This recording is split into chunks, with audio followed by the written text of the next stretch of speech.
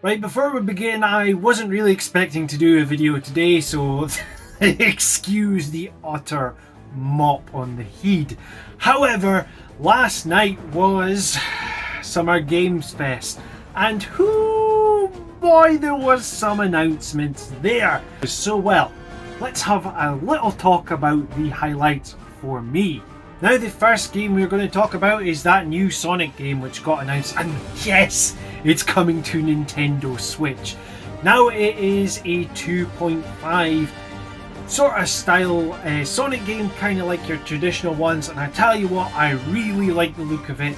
There's multiplayer in this, which, to be fair, I'm not really going to use, but the characters announced for it, well, obviously Sonic, Tails, Knuckles, but they're also including Amy in this as well, and generally it looks awesome. Also announced was the release date for Spider-Man 2 for the PlayStation 5. Now, I really enjoyed Spider-Man on the PS4 when it came out, and well, come on, it's Insomniac Games and Spider-Man. It's going to be on the top of everyone's list to get this if they have a PS5. What else can I say about it? Now, not that this next game interests me, but I think it was called Pal World or Pal's World or something. But I had a look at the actual parts of the trailer. it's Pokemon with like machine guns or something. It's not actually Pokemon, but it's not a game I'm going to play. But the fact that it's just basically a Pokemon clone and they've given them miniguns to blast at each other, I mean, hey-ho. And then there was also Like a Dragon Gaiden. Well, the man who erased his name, I think I'm doing this all off the top of my head because I am that excited. But yes, look, it's going to be another Like a Dragon game based in the Yakuza series, so I cannot wait for it, man. It's going to be so good. But come on, we know realistically what I'm going to talk about here. But before I get onto that game, Final Fantasy VII Ever Crisis got announced. Well, I saw the trailer for it, and I'm not into my mobile phone games, etc., but I might have to try the beta when it comes out.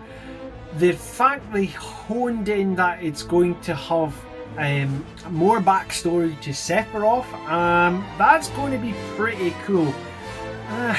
But I don't know, it's going to have that gacha style gameplay in there. I can already feel it.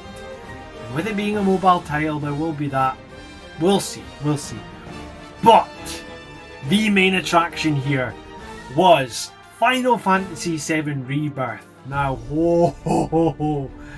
Final Fantasy VII Rebirth just looks utterly outstanding. Now, if you are a friend of the channel, you know that Final Fantasy VII Remake is one of my favourite games of all time. Final Fantasy VII in general is one of my favourite games of all time. But the trailer, man, they have sold this straight out the bat. From the outset, with the scene in Midgar where there's looks like Tifa's and the rest of the party are dead. I mean, what a start. They're showing the full landscape of this and it really recaptures that same feeling that I had when I left Midgar for the first time when playing the original Final Fantasy VII. Now, it showed gameplay of Red 13 in combat. It showed Yuffie being there as well. Junon looks fantastic, and you saw the Highwind as well. It showed Elena from the Turks, it showed Mithril Caves, it showed various battle mechanics. Now, in one of my prediction videos, I did predict that there would be mechanics from the Yuffie DLC coming across, expanded combat, and by the looks of it, I might be right. But, I mean, come on. And look, they even brought out Bugenhagen, or however you pronounce it, the Cosmo Canyon.